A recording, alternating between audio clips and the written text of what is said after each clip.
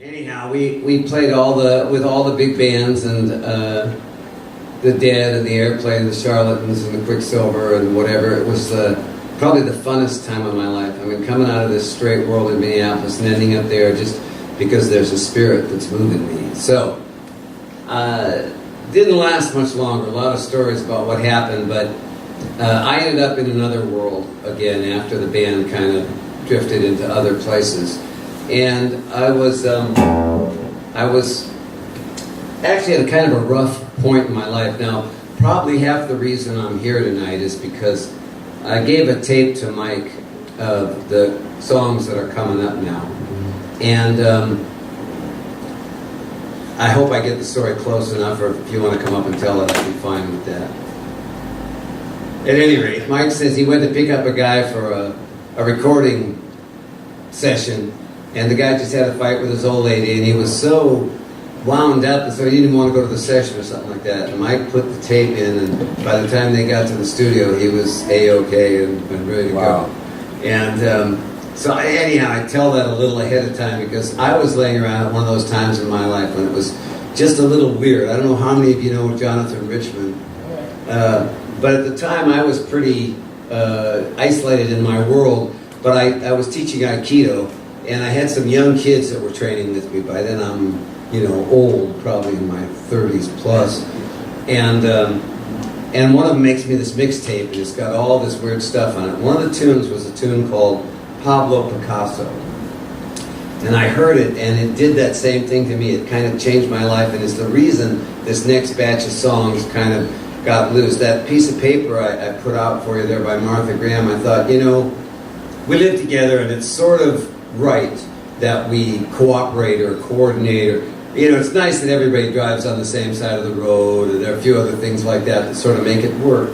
But at the same time, there are so many people telling you who you should be and how you should be. The biggest challenge I think we find in this world is trying to find out who we really are, because I don't think we want an orchestra with all the same instruments.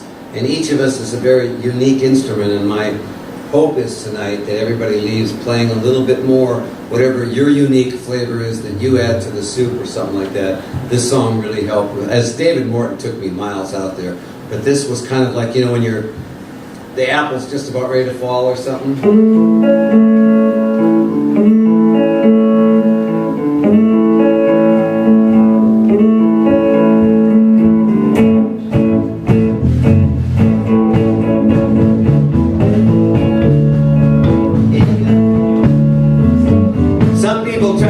Girls and get called asshole.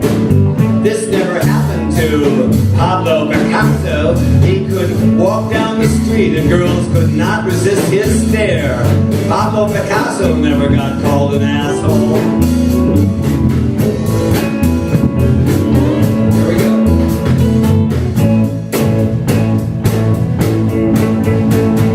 Girls would turn the color of an avocado when he drive down the street in his El Dorado. He could drive down the street and girls could not resist his stare. Pablo Picasso never got called an asshole. Not by you.